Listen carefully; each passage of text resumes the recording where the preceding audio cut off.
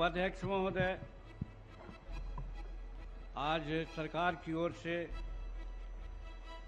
भू राजस्व और भूमि सुधार विभाग का और अन्य विभाग का जो बजट आया है, हम उसके समर्थन में खड़ा हैं और प्रतिपक्ष के द्वारा जो लाया गया कटौती का प्रस्ताव है उसका विरोध करते हैं।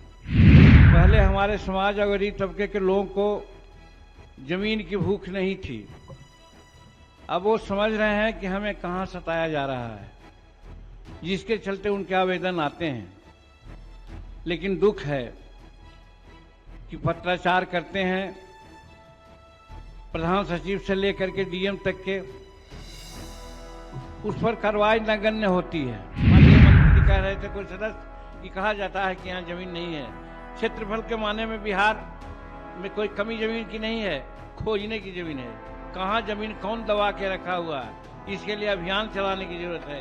अगर ये अभियान हम चलाते हैं तो निश्चित रूप में पता चल जाएगा कि कहाँ किसके पास जमीन है। चाहे जहाँ भी हो, हम जमीन कितना कब्जा में है कि नहीं है, इसका एक इंक्वायरी बनाया जाए, कमीशन बनाया जाए और कमीशन दायर ये करे कि हाँ हम कितना जमीन बचा के रखे हुए हैं। और जब तक ये नहीं पता चलेगा कि गरीब लोगों के पास कितनी जमीन है या कितनी नहीं है, कितना हम लोग उनको कागज दिया है, कितना को नहीं है, तब तक ये काम नहीं चलेगा। इसलिए इस संबंध में भी एक आयोग बनना चाहिए ताकि लोग को पता चल सके कि कितनी जमीन कहाँ किसने पर रखा हुआ है। और हम ये भी कहना चाहते हैं कि आज जमीन के चलते ही आज अनेक प्रकार की घटनाएं हो रही है और खास करके दलित वर्गों के साथ ये घटना घटती है। तो इसका भी जांच करा लिया जाए कि हाँ साहब, इनके पास जो जमीन है उस पर कौन लोग कब्जा करते हैं, कौन लोग बाधित करते हैं और फिर थाना में चाहे अन्य जगहों में दिक्कत होती है। नमस्कार, आप देख रहे हैं न्यूज फॉर नेशन और मैं हूं सांत्वना आपके साथ। बिहार विधानसभा का सत्र चल रहा है और इस सत्र के बीच में हम पार्टी के राष्ट्रीय अध्यक्ष और बिहार के पूर्व मुख्यमंत्री जीतन राम मांझी ने इस बार की सरकार के बजट का समर्थन किया है और ये कहा है कि विपक्ष जिस तरीके से बातों को पेश कर रहा है वो उनके समर्थन में नहीं है। लेकिन साथ ही साथ समर्थन पेश करने के साथ ही जीतन राम मांझी ने गरीबों के लिए अपनी आवाज उठाई और सरकार से गरीबों को लेकर कई बड़े सवाल भी किए।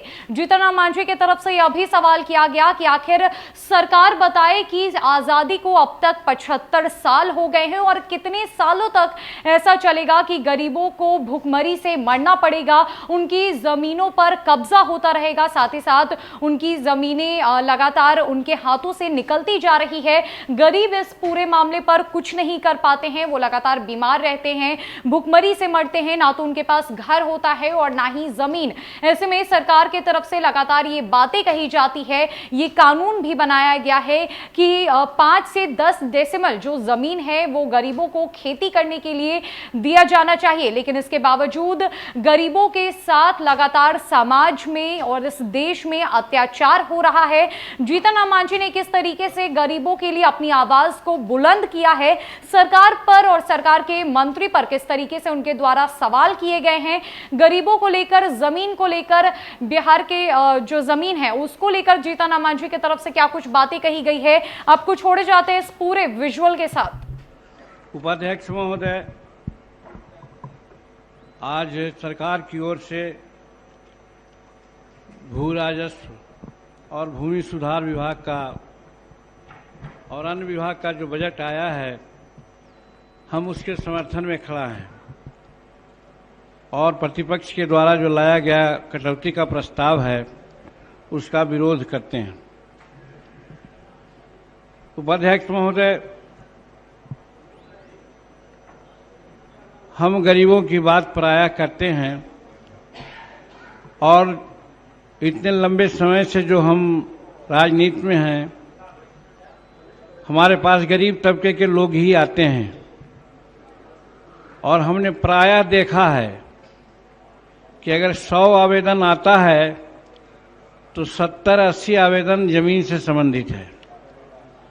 यहाँ पर हम खुशी भी व्यक्त करते हैं कि पहले हमारे समाज और गरीब तबके के लोगों को जमीन की भूख नहीं थी। अब वो समझ रहे हैं कि हमें कहाँ सताया जा रहा है, जिसके चलते उनके आवेदन आते हैं। लेकिन दुख है कि पत्राचार करते हैं प्रधान सचिव से लेकर के डीएम तक के, उस पर कार्रवाई नगण्य होती है। एक तात्कालिक उदाहरण हम देते हैं गत वर्ष का। खगड़िया जिला है, वहां समस्या एक गांव है, समस्या 700 एकड़ जमीन भूदान की है। वहां शेड्यूल कास्ट के लोग 100 परिवार रहते हैं, उनका वहां कोई चारा नहीं।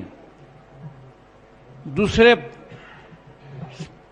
जाति के लोग 2 भाग में विभक्त होकर आधा आधा लोग बांट लिया, और इसी में कहीं कुछ झगड़ा आपस में हुई तो 80 घर 84 घर मुसहरों का घर जला दिया गया। ऐसे ऐसी घटना भी होती है।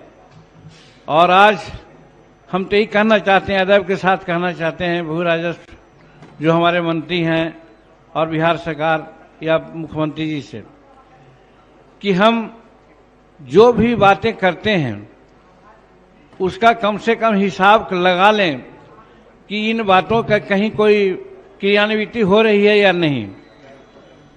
हम सबसे पहले कहना चाहते हैं कि जो दखल देहानी आयोजन चला था, हम लोग चलाए थे, आप भी चला रहे हैं, और एक टारगेट इसमें फिक्स होना चाहिए। ऐसे भूमि दखल देहानी वाला कार्यक्रम तो वर्षों वर्षों चलते रहेगा, लेकिन वो इंडलेस स्टोरी है। उसमें किसी न किसी रूप में कोई न कोई फजीहत लगेगी ही, लोग नहीं अपना काम सधा सकते हैं।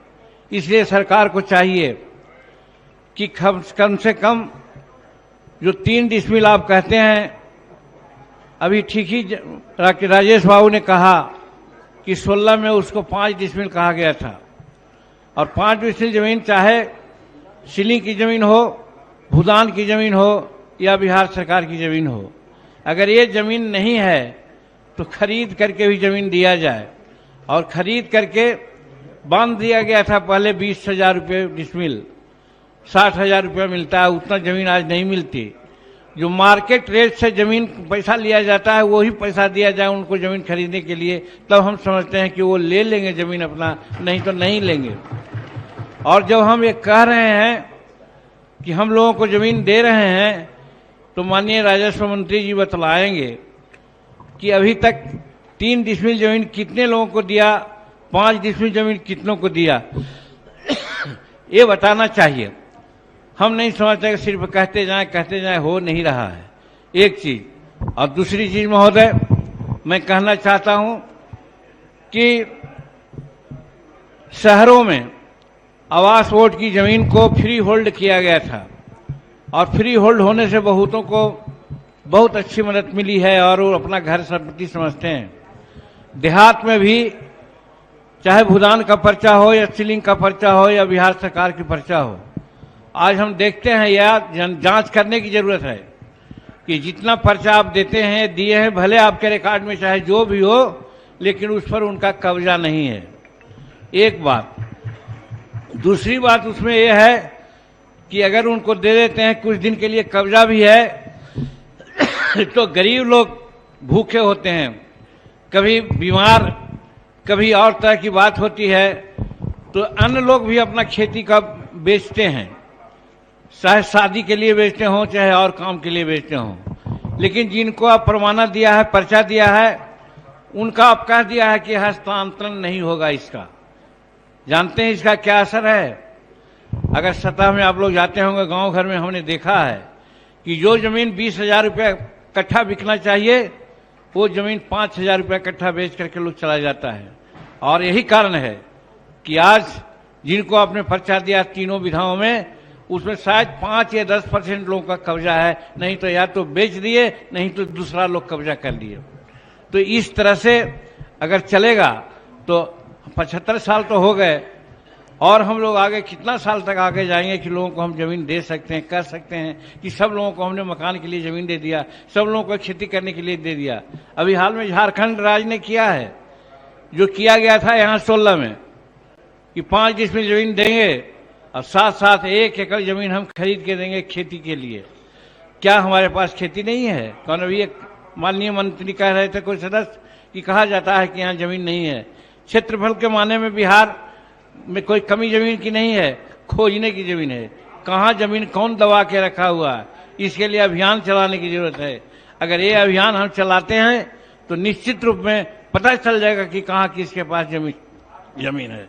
दूसरी बात महोदय, सरकार ने कानून बनाया था, आप भी जानते होंगे या हमारे राजस्व मंत्री भी देखे होंगे कि वैसा टोला जो दलित टोला है, 10 घर हो चाहे 100 घर हो, जाने के लिए उसको रास्ता नहीं है।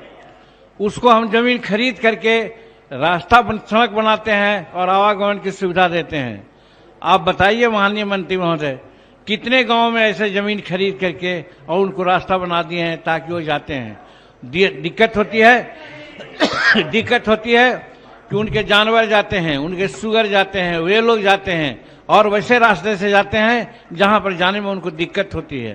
तो इसी के लिए सरकार कानून बनाई थी कि हम सबको कनेक्टिविटी देंगे वैसे टोला का जो शेड्यूल कास्ट के लोग हैं, जहां किसी प्रकार का कोई कनेक्शन नहीं है।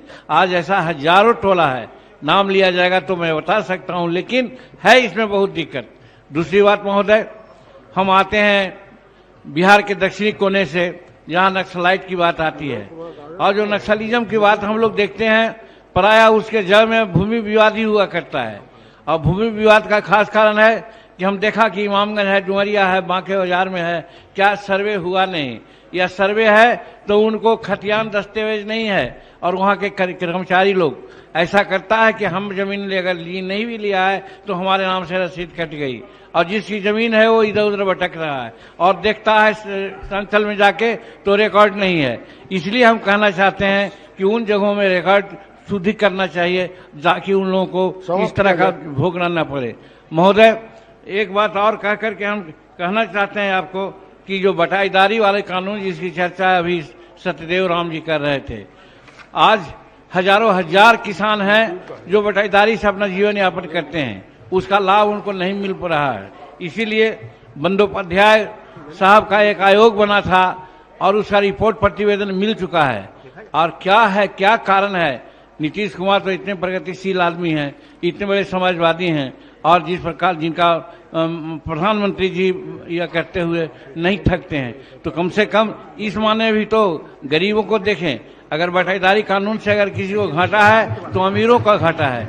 उन अमीरों को दरकिनार करके जो गरीब लोग आज जिनको 5 मन होना चाहिए, आज उनको 2 मन मिलता है बटाईदारी का। और उसके अलावा अनेक प्रकार का उनको, और जो 1 मिनट और बात करने हम भी थोड़ा सा सोचते हैं कि आपसे इसमें रिश्ता करें हम।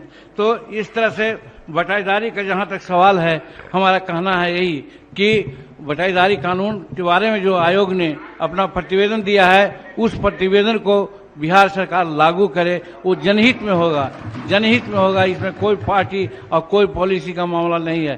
क्योंकि हम लोग गरीब, हम जानते हैं नीतीश कुमार जी का वोटर या हम लोगों का वोटर गरीब लोग भी है। आज उत्तर प्रदेश में अगर दलित साथ नहीं देता तो भाजपा का इस प्रकार का झंडा नहीं फहरता। इसलिए हम कहना चाहते हैं कि यहाँ बिहार में भी गरीबों को अगर साथ लेना है तो बटाईदारी कानून को निश्चित रूप में पास करना है। और दूसरी बात महोदय, हम कहना चाहते हैं कि चाहे जहां भी हो, हम जमीन कितना कब्जा में है कि नहीं है, इसका एक इंक्वायरी बनाया जाए, कमीशन बनाया जाए, और कमीशन दायर ये करे कि हाँ हम कितना जमीन बचा के रखे हुए हैं। और जब तक ये नहीं पता चलेगा कि गरीब लोगों के पास कितनी जमीन है या कितनी नहीं है, कितना हम लोग उनको कागज दिया है, कितना को नहीं है, तब तक ये काम नहीं चलेगा। इसलिए इस संबंध में भी एक आयोग बनना चाहिए ताकि लोग को पता चल सके कि कितनी जमीन कहाँ किसने रखा हुआ है। और हम ये भी कहना चाहते हैं कि आज जमीन के चलते ही आज अनेक प्रकार के घटनाएं हो रही है, और खास करके दलित वर्गों के साथ ये घटना घटती है। तो इसका भी जांच करा लिया जाए कि हाँ साहब, इनके पास जो जमीन है उस पर कौन लोग कब्जा करते हैं, कौन लोग बाधित करते हैं, और फिर थाना में चाहे अन्य जगहों में दिक्कत होती है। और अंततः हम यही कहना चाहते हैं जिसकी चर्चा सब लोगों ने किया।